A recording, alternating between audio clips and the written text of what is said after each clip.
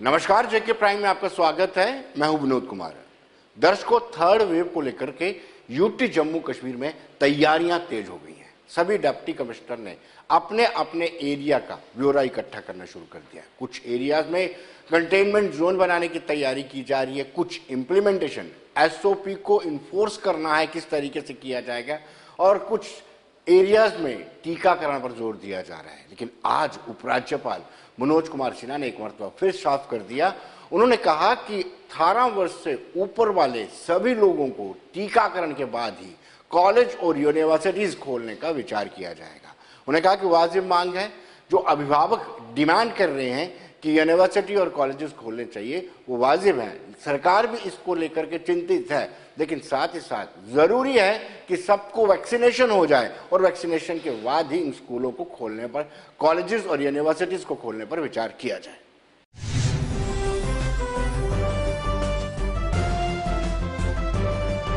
आज जो 7 के नाम से कार्यक्रम लॉन्च हुआ है, उसमें महिलाओं की मेंटरिंग और मार्केट लिंकेज, जो प्रोडक्ट वो बना रही हैं अपने सेल्फ हेल्प ग्रुप से, उस पर विशेष जोर दिया जाएगा। और एक लक्ष्य हमने रखा है कि आने वाले 1 वर्ष में 11,000 सेल्फ हेल्प ग्रुप और हमें बनाने हैं, और इससे महिलाओं की जिंदगी में बड़ा बदलाव आएगा, स्वावलंबी बनेगी, आत्मनिर्भर बनेगी और सामाजिक और आर्थिक रूप से भी मजबूत होंगी।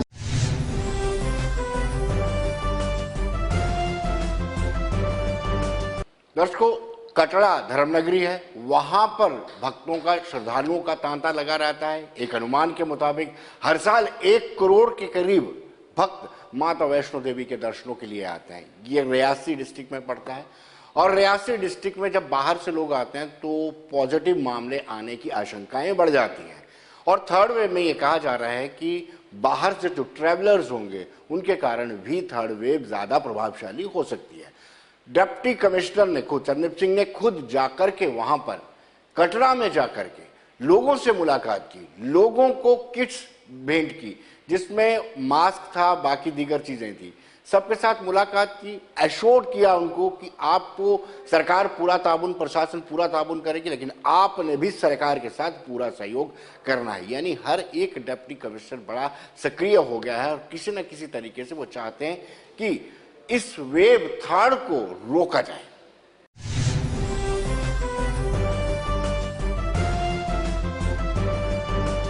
मास्क पहने हुए हैं, दे आर कोविड चैंपियन। और इनफैक्ट हमने एक सिंबॉलिक रखा था कि क्या आप कोविड इडियट तो नहीं है कहीं, तो we were just symbolically conveying कि ऐसा तो नहीं कि आप मास्क नहीं पहनना चाहते और आप कोविड इडियट बनना चाहते हो। आपने देखा कि मेजॉरिटी जो था, जो हमें पब्लिक रास्ते में मिले हैं, उन्होंने तो मास्क पहना हुआ था। जिन्होंने नहीं पहना था, हमने उनसे एक तो रिक्वेस्ट कर दी कि आप मास्क पहन के रखिए, और जो भी आपके संगी साथी यहाँ पे आए हुए हैं या दाएं बाएं कहीं पे हैं, उनसे रिक्वेस्ट करिएगा कि वो भी मास्क पहन के रखें। जो भी कोविड प्रोटोकॉल है, अपना जो सोशल डिस्टेंसिंग है उसको मेंटेन करके रखें। आप लोगों ने सबने देखा कि एक अच्छा एक रिस्पॉन्स भी हमने देखा, बच्चों की तरफ से भी हमने देखा कि उन्होंने मास्क पहने हुए थे, और हमने उनको एक डिक्लेयर किया कि वो कोविड चैंपियंस हैं। जो छोटा मोटा हम उनको दे सकते थे, वी जस्ट अप्रिशिएटेड कि उन्होंने ये किया है। तो ओवरऑल एक कैंपेन जो है सिंबॉलिक है, एक मैसेज है पब्लिक को कि अभी कोविड नहीं गया है। और इसके साथ साथ मैं ये भी कहता चलूँ कि आने वाले दिनों में हम अगर देखेंगे कि लोग एसओपी फॉलो नहीं कर रहे हैं, तो स्ट्रिक्टली एनफोर्स भी करेंगे हम कोविड प्रोटोकॉल।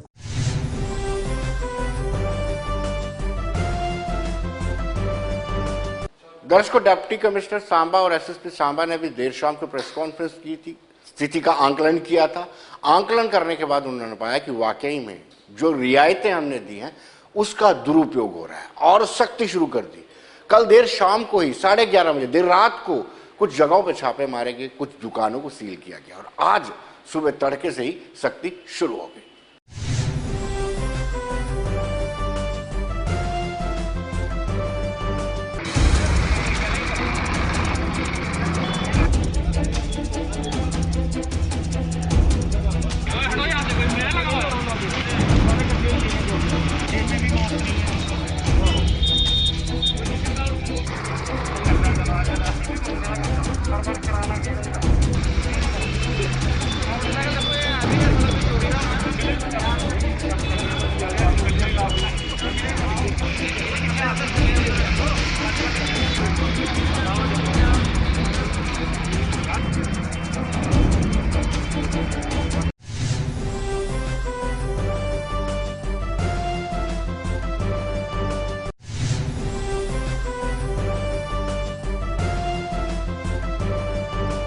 तो दोस्तों ऐसा ही कुछ कठुआ में भी देखना गया। कठुआ में यह देखा गया कि कठुआ में अनाउंसमेंट की जा रही थी, लोगों को जागरूक किया जा रहा था कि आप 2 गज की दूरी रखें, मास्क जरूरी पहने और साथ साथ ही हाथ को वक्तन वक्तन सैनिटाइज करें। और शायद शक्तिशाली तरीके से या यूं कहे कि इफेक्टिवली उसको अमल में, एसओपीज को अमल में लाने का प्रयास किया गया और लोगों के चालान भी काटे गए।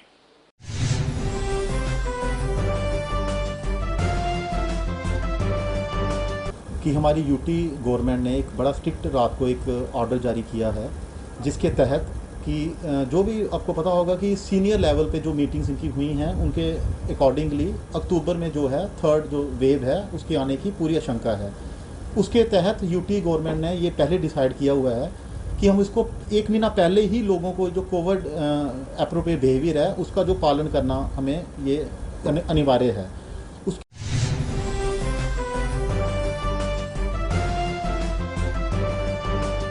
दर्शकों, अब हम बात करेंगे कांग्रेस की और कांग्रेस के सीनियर नेता, बड़े सीनियर नेता सुबोधकांत सहाय आज जम्मू कश्मीर के दौरे पर थे।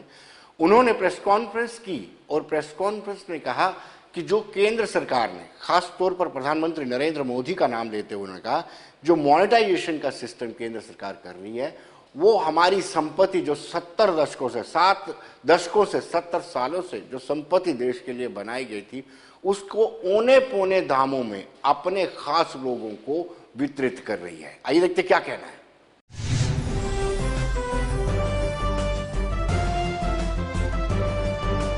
नरेंद्र मोदी जी का नया जुमला है मोनेटाइजेशन। मोदी का मौद्रीकरण 60 लाख करोड़ की संपत्ति देश की जो 70 वर्षों में अर्जित की गई है उसे 6 लाख में ये अपने मित्रों में हासिल। कांग्रेस पार्टी और पूरा विपक्ष देशव्यापी इस पे इसलिए लड़ाई लड़ रही है कि देश के विगत सरकारों के द्वारा जो नीति तैयार की गई थी प्राइवेटाइजेशन का, उस प्राइवेटाइजेशन में जनता से जुड़े हुए कोई पब्लिक ट्रांसपोर्ट, रेल और पब्लिक सेक्टर को बेचने का हमने फैसला नहीं लिया। मोदी जी उसको ताक पे रख के और दुनिया के बाजार में सेल लगा दिया है हिंदुस्तान के संपत्ति। इसके खिलाफ आज हम तमाम जम्मू कश्मीर के नेता आज यहाँ आपके बीच हैं।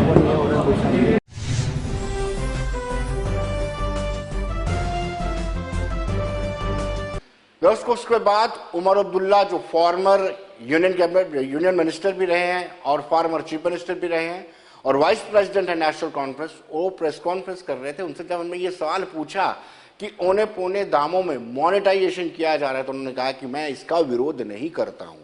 अगर जिस जगह से पैसा आपको नहीं आ रहा है, आप उसको ऑनरशिप राइट नहीं देते हैं और उससे आपको रेवेन्यू ज्यादा जनरेट हो सकता है, तो ऐसी मॉनेटाइजेशन में किसी तरह की कोई आपत्ति किसी को नहीं होनी चाहिए। यानी कांग्रेस के बिल्कुल विपरीत उन्होंने स्टेटमेंट दी। लेकिन साथ साथ उन्होंने ये भी कहा कि अपने लोगों को लाभ ना दिया जाए, ट्रांसपेरेंट तरीके ये सारी चीजें होनी चाहिए।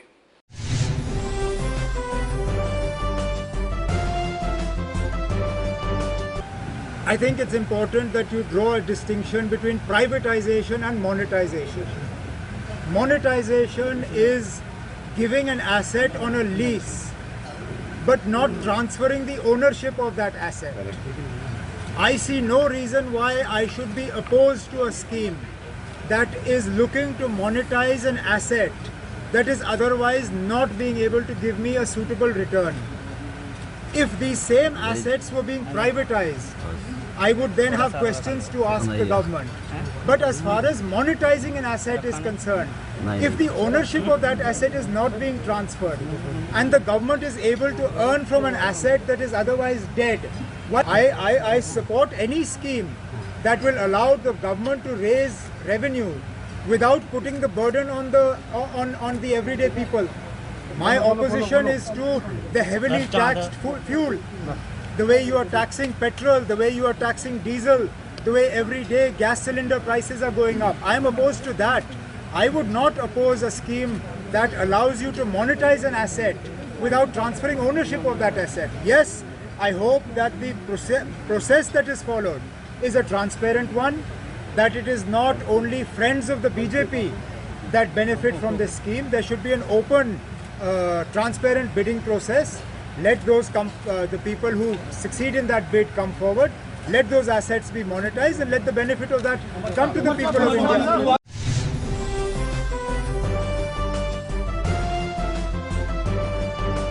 दर्शकों, डॉक्टर फारूक अब्दुल्ला और उमर अब्दुल्ला आज पार्टी कार्यालय में आए थे।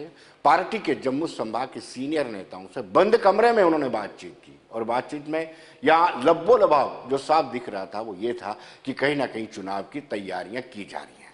हालांकि उसके बाद जब मीडिया से मुखातिब हुए और उमर अब्दुल्ला ने मीडिया से कहा कि 2019 से ही वो तैयारियों के लिए तैयार थे, चुनावों के लिए तैयार थे, तैयारियां शुरू की थी, लेकिन अनफॉर्चुनेटली ऐसा नहीं हो पाया। उन्होंने कहा अब पूर्ण राज्य का दर्जा सरकार को देना चाहिए और उसके तत्काल बाद चुनाव करवाने चाहिए।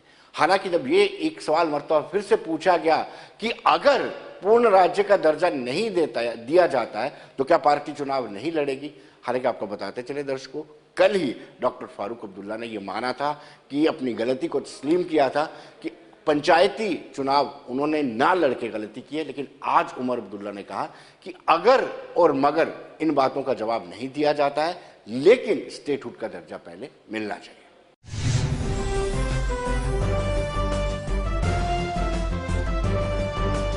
जब इलेक्शन कमीशन जो है इलेक्शन कराना चाहे करे, हमारा तो सिर्फ ये है कि आप इलेक्शन से पहले हमें स्टेटहुड वापस कर दीजिए। बाकी लड़ाइयाँ हम सुप्रीम कोर्ट में लड़ते रहेंगे, चाहे वो मुझे खत्म करने दीजिए ना आप, चाहे वो 370 को लेके हो, चाहे जो भी 5 अगस्त 2019 को हुआ उसकी लड़ाई जो है हम सुप्रीम कोर्ट में लड़ते रहेंगे। लेकिन जहाँ मुल्क के वजीर आजम, मुल्क के होम मिनिस्टर सबों ने पार्लियामेंट में कमिट किया है कि जम्मू कश्मीर को जो है स्टेटहुड वापस किया जाएगा, हम तो कहते हैं ना अब नेक काम में देरी क्यों। आप इलेक्शन से पहले स्टेटहुड का ऐलान करिए, जम्मू कश्मीर को फुल स्टेटहुड रिस्टोर करिए और शौक से इलेक्शन कराइए ना। हमें क्या एतराज़ है। आप मुझे अच्छी तरह से जानते हैं ना, मुझे 20-22 साल हो गए सियासत में। मैं अगर मगर सवालों का जवाब नहीं देता, क्योंकि अगर मगर सवाल का जवाब फिर अगर मगर में ही आपको मिलेगा। बड़ा खतरनाक आदमी है।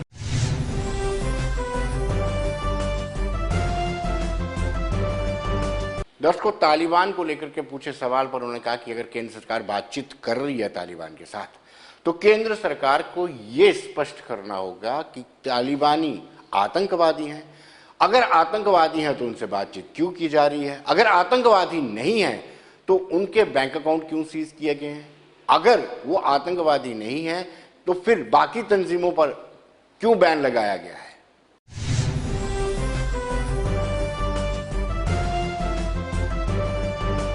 ये तो आज की खबर है कि कतर में आप एक दूसरे से बात कर रहे हैं। अगर आप बात कर रहे हैं तो फिर आप मुझसे क्यों पूछ रहे हैं कि होना चाहिए? आप तो कर रहे हैं। आप कैसे देखते हैं उसे? मौका देना चाहिए। सुनिए, either Taliban is a terror organization or it is not. Please clarify to us how you see the Taliban. Is the Taliban a terror organization? If it is not, will you move in the United Nations to have it delisted as a terror organization? Because right now you are presiding over the United Nations Security Council. If it is a terror organization, then how do you distinguish between Taliban and other terror groups? If it is not a terror organization, then please move in the United Nations to have it removed from that list of terror organizations. Let their bank accounts start functioning and let's not treat them differently. But you can't have different yardsticks for different organizations. If they are a terror organization, why are you talking to them? If they are not a terror organization, why are you banning their bank accounts? Why are you not recognizing their government? Make up your mind what it is. I am not the decision maker, nor does my view matter to you.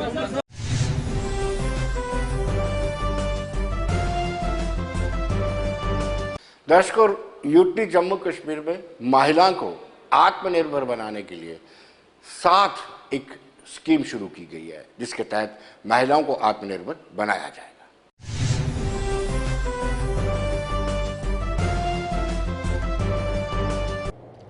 Well दर्शकों, आज के हमारे खास मेहमान हैं rural livelihood mission J&K mission director doctor Sairish Asgar. Doctor Asgar, आपका बिल्कुल स्वागत है आपका। लेकिन पहला सवाल मेरा ये रहेगा कि साथ एक इनिशिएटिव, ये कैसा इनिशिएटिव है और कितना लाभ महिलाओं को मिल पाएगा?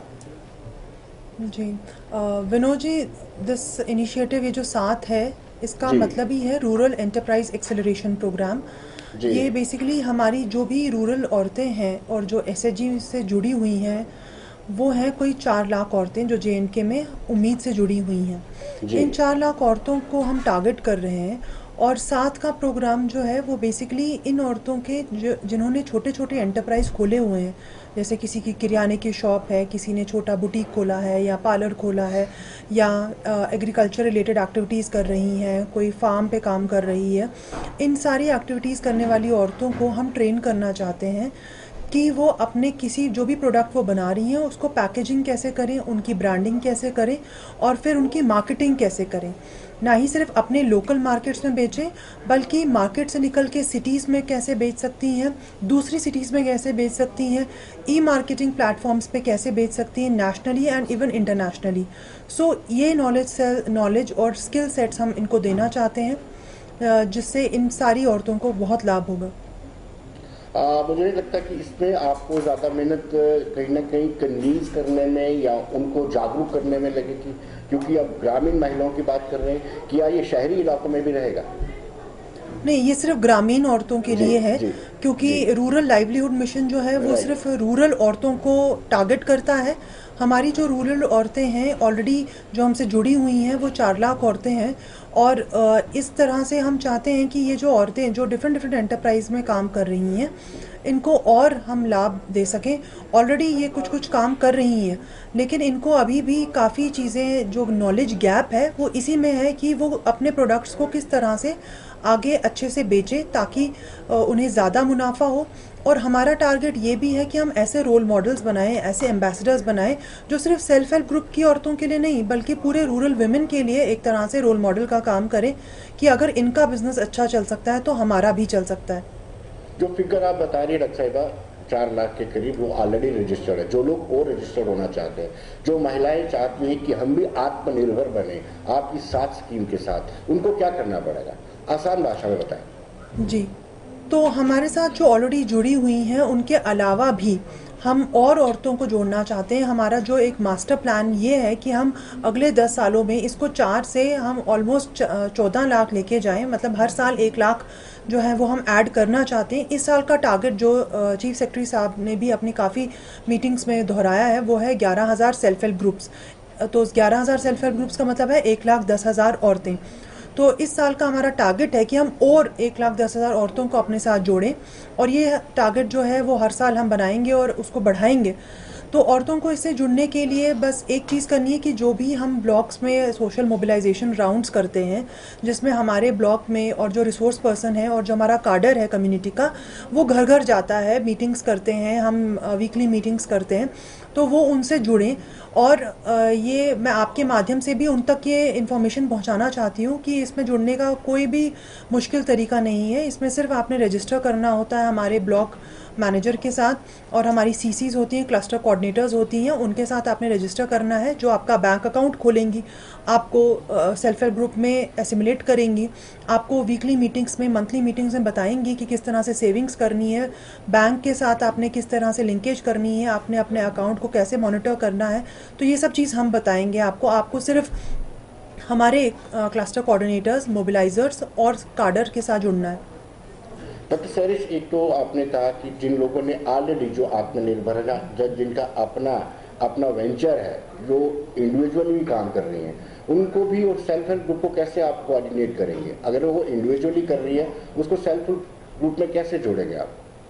जी, जो लोग इंडिविजुअली काम कर रहे हैं, इनफैक्ट हमारा जो मेन उद्देश्य ये है कि हम दोनों तरह के एंटरप्राइज, चाहे वो ग्रुप एंटरप्राइज हो या इंडिविजुअल एंटरप्राइज हो, दोनों को हम टारगेट करते हैं। हम ऐसा नहीं समझते कि सबको ग्रुप एंटरप्राइज करना चाहिए या सबको इंडिविजुअल एंटरप्राइज करना चाहिए।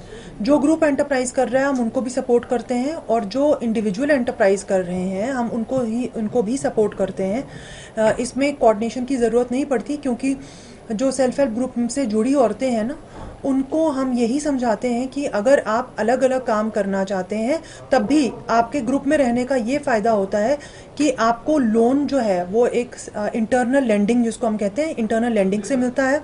दूसरा, आपके जो बैंक के साथ डीलिंग है वो बहुत आसान हो जाती है। तो इसलिए दोनों तरह के enterprises, group and individual enterprises जो हैं उनको हम सपोर्ट करते हैं। और आगे भी जो हमारा साथ जो जिसकी हम बात कर रहे हैं, साथ ऑलरेडी एग्जिस्टिंग एंटरप्राइज में कुछ औरतें जो काम कर रही हैं उसको टारगेट करेगा। तो उनको हम एक higher level, higher order enterprise बना के आगे बढ़ाना चाहते हैं। डॉक्टर सरेश, कोई नया वेंचर खोलना चाहता है, उसमें ये 7 स्कीम क्या हेल्प कर सकती है? किसी का प्रोडक्ट है, उस प्रोडक्ट को और ज़्यादा बेहतर बनाने के लिए ये स्कीम क्या कर सकती है, और मार्केट कैसे प्रोवाइड की जाएगी? आप कह रहे हैं कि पैकेजिंग करेंगे, दूसरे स्टेट्स में भी उनके माल को भिजवाएंगे, लेकिन जो नए सिरे से वेंचर लगाना चाहता है उसके लिए किस तरह की हेल्प आप कर सकेंगे? देखिए, मैंने आपको बताया कि हम ऑलरेडी एग्जिस्टिंग एंटरप्राइजेज को हम सपोर्ट कर रहे हैं थ्रू साथ का इनिशिएटिव जो है वो ये है कि हम क्लस्टर्स बनाएंगे। 13 क्लस्टर्स जो हैं उसमें क्लस्टर फैसिलिटेशन सेंटर्स या कॉमन फैसिलिटेशन सेंटर्स बनाएंगे जो एक कॉमन फैक्ट्री की तरह काम करेगा। वहाँ पे जो भी सेल्फ हेल्प ग्रुप्स उसके आसपास के इलाके में होंगे वो आके वहाँ पैकेजिंग कर सकती हैं, ब्रांडिंग कर सकती हैं, उनको वहाँ रेगुलर मॉनिटरिंग और सपोर्ट दी जाएगी और फिर वो जाके मार्केटिंग कर सकती हैं। ये कैसे करना है वो हमारी ट्रेनिंग के ज़रिए और मेंटरिंग के ज़रिए उनको बताया जाएगा। इसमें हम 5000 औरतों की वर्कशॉप्स करा रहे हैं। उसके बाद 500 औरतों की उनमें से सिलेक्ट होके जो आएंगी उनकी इंटेंसिव ट्रेनिंग, और उनमें से सिलेक्ट होंगी 100 जिनको हम 1-to-1 मेंटरिंग कराएंगे। और ये एक नॉलेज बेस बनेगा, रिसोर्स बेस बनेगा जिसको हम 4 लाख औरतों तक डिसेमिनेट करेंगे। उसका एक प्रॉपर प्लान बनेगा। अभी जो मार्केटिंग की बात आपने की कि आप इनको मार्केटिंग कैसे इनकी करवाएंगे, तो जो ट्रेनिंग हो रही है वो इसी को फोकस करके है। ये मार्केट ओरिएंटेड ही ट्रेनिंग है कि आप ई कॉमर्स प्लेटफॉर्म्स पे कैसे अपने सामान को बेच सकते हैं। आपको अगर मार्केटिंग करनी है तो आप local as well as cities में आके किस तरह से मार्केट कर सकते हैं उसकी ट्रेनिंग दी जाएगी। हर एक बिजनेस मॉडल को स्टडी किया जाएगा इस प्रोग्राम में। इसके अलावा जो उम्मीद की हमारी स्कीम है जिसमें हम इनको रूरल एंटरप्राइजेस खोलना बताते हैं, उसमें भी हम इस तरह के इंटरवेंशंस कर रहे हैं कि हर डिस्ट्रिक्ट में हम रूरल हार्ट्स जो हैं वो खोलेंगे। इनफैक्ट जम्मू और श्रीनगर की जो सिटीज़ हैं वहाँ पर ऑलरेडी एग्जिस्टिंग जो हार्ट्स हैं उनको यूटिलाइज़ करेंगे, बेटर यूटिलाइज़ करेंगे ताकि लोग आके यहाँ शोकेस कर सकें अपने प्रोडक्ट्स को। और डिस्ट्रिक्ट्स में भी इस तरह के हार्ट्स जो हम इस्टेब्लिश करेंगे इंशाल्लाह। डॉक्टर साहब, जैसे मैंने पहले आपसे कहा कि क्या कोई अपने प्रोडक्ट को और बेहतर बनाना चाहता हो, उसमें फाइनेंशियली हेल्प मिल सकती है या कैसे आप कुछ गाइड कर सकते हैं साथ की तरफ से? जी, तो साथ में बेसिकली सबसे इम्पोर्टेंट ही जैसे मैंने आपको कहा ना, मार्केटिंग, ब्रांडिंग एंड पैकेजिंग है। तो ये इसी चीज़ पे, इससे रिलेटेड बहुत सारे सेक्टर्स जो हैं, 10 डिफरेंट सेक्टर्स आइडेंटिफाई किए जाएंगे जिसमें animal husbandry, agriculture, handicrafts, handloom में जो काम कर रही हैं, कुछ पेपर माशी का काम कर रही हैं, कोई लैवेंडर कल्टीवेशन कर रहा है, कोई मशरूम कल्टीवेशन कर रहा है। इस तरह के डिफरेंट सेक्टर्स आइडेंटिफाई किए जा रहे हैं जिसमें उनको बताया जाएगा कि आपने किस तरीके से ब्रांडिंग और पैकेजिंग और मार्केटिंग करनी है। और इसी तरह से ये ना ही सिर्फ एक तरह से नॉलेज इंक्रीज़ होगा, स्किल सेट इंक्रीज़ होंगे, बल्कि हैंड होल्डिंग भी होगी। और जहाँ जहाँ फाइनेंशियल लिंकेज की ज़रूरत होगी, हमारे जो ट्रेनिंग पार्टनर्स हैं और उनके थ्रू जो हमारे आगे पार्टनरशिप जो है वो पीपीडीसी के साथ है। पीपीडीसी आगरा जो है वो एमएसएमई का आगे सिस्टर ब्रांच है जिससे वो पैकेजिंग एंड प्रोडक्ट मैनेजमेंट बताते हैं किस तरह से करनी है, उनको कौन कौन सी सर्टिफिकेशन ज़रूरी है। फॉर एग्जांपल किसी ने ऑर्गेनिक सोप बनाई है तो वो ऑर्गेनिक सोप ऐसे नहीं बिकेगी मार्केट में, उसके लिए उसकी प्रॉपर जो है ब्रांडिंग तो होनी ही चाहिए, लेकिन उसकी रजिस्ट्रेशन, सर्टिफिकेशन ज़रूरी है। तो उस सर्टिफिकेशन को कैसे हासिल करना, उसमें पूरी हैंड होल्डिंग की जाएगी। उसके बाद ई कॉमर्स में भी पूरी हेल्प की जाएगी कि इनको ई कॉमर्स प्लेटफॉर्म्स में कैसे लाना है। जी डॉक्टर सर, जम्मू प्रोविंस में महिलाओं का किस तरह ज़्यादा रुख है? कौन से प्रोडक्ट वो बनाना चाहते हैं? क्या एग्रीकल्चर में ज़्यादा इंटरेस्ट है, हॉर्टिकल्चर में ज़्यादा इंटरेस्ट है, एनिमल हस्बेंड्री में, या कोई प्रोडक्ट बनाना चाहते हैं? जी, तो एग्रीकल्चर रिलेटेड प्रोडक्ट्स भी बहुत सारे हमारी एसएचजी से जुड़ी हुई औरतें बना रही हैं। फॉर एग्जांपल जैसे मैंने आपको कहा, एग्रीकल्चर में लैवेंडर कल्टीवेशन कर रही हैं, सैफरन कल्टीवेशन कर रही हैं, हॉर्टिकल्चर से जुड़ी हुई हैं, एप्पल की और बाकी फ्रूट्स वगैरह ग्रो कर रही हैं। और उसके साथ साथ हमारे नॉन फार्म एक्टिविटीज़ भी जो हैं वो औरतें कर रही हैं, जैसे non farm activities but related to farm. For example animal husbandry के साथ जुड़ी हुई हैं, पोल्ट्री फार्म कुछ ने खोला है, कुछ ने काउज़ काउ शेड्स बनाए हैं, किसी ने फिश पॉन्ड्स बनाए हैं। तो इस तरह के एग्रीकल्चर एंड अलाइड सेक्टर में कर रही हैं।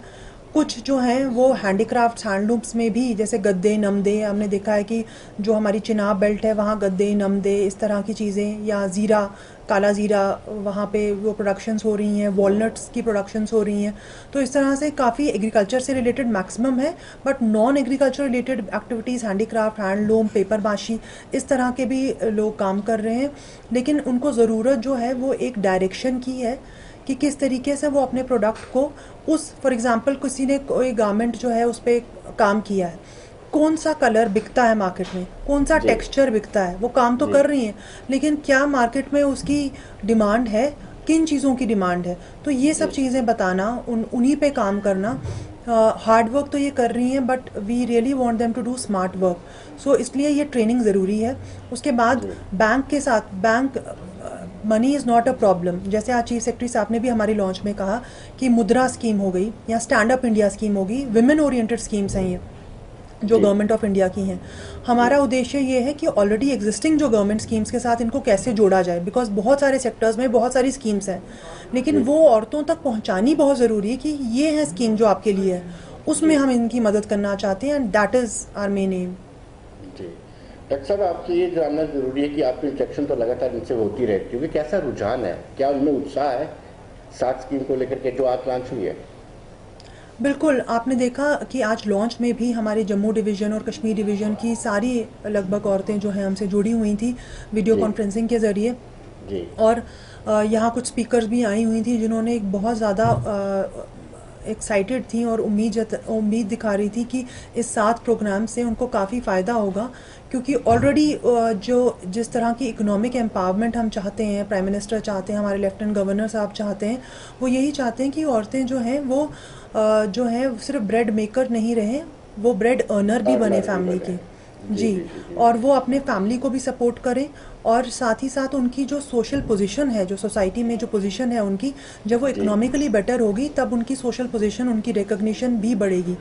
आज एक लड़की जो आई यहाँ पर बोलने के लिए, उन्होंने कहा कि कब मैं खालिदा से खालिदा जी बन गई तो मुझे पता नहीं चला। इट इज़ बिकॉज क्योंकि उनको ये कॉन्फिडेंस हमने दिया कि आप अपना खुद का एंटरप्राइज चला सकती हैं, आपको बैंक जाने में जो दिक्कत है हम आपके साथ चलेंगे, हम आपको बताएंगे कि किस तरह से बात करनी है, क्या चीज़ देखना है। तो वो कह रही थी कि हमीदा जी कह रही थी कि आज तो हम यहाँ से बताते हैं कि ये आपके लोन का दर है तो आपने ये किस तरह से कैलकुलेशन की।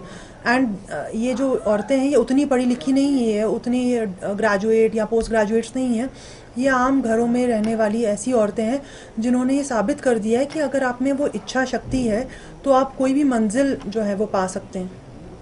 डॉक्टर सारी साहब का बड़ा एक्सपीरियंस रहा है, आपने बड़ी अच्छी पोजीशंस पे काम किया है, स्कीमें बनती हैं, लेकिन एग्जीक्यूशन पॉइंट पे कहीं ना कहीं फ्लॉज रह जाते हैं। ये स्कीम अच्छे तरीके से सब जगह हर जो ज़रूरतमंद लोग हैं उन तक पहुँचे, इस पर चेक रखने के लिए कुछ खास व्यवस्था की गई है? हमने इसमें 2-3 चीज़ें जो हैं वो पहले से ही सोच के, क्योंकि हमने एंड को ध्यान में रख के हम शुरुआत कर रहे हैं। एंड हमारा टारगेट क्या है? आउटकम ओरिएंटेड हमारी ये स्कीम है। पहला टारगेट है 5000 औरतें जो हैं जिनकी वर्कशॉप हम कराएंगे, उनको प्रॉपरली सिलेक्ट किया जाएगा थ्रू ऑनलाइन एप्लीकेशन फॉर्म्स जो कि 3 लैंग्वेजेस में है, that is English, Urdu and Hindi.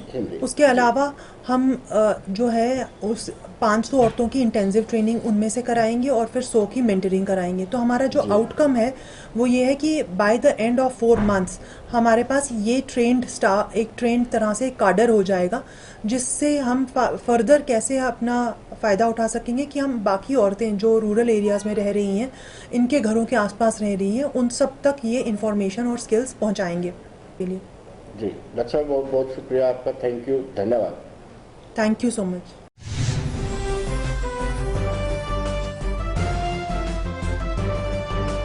तो दर्शकों, बने रहिए देश दुनिया की खबरों के लिए, मुझे दीजिए इजाजत।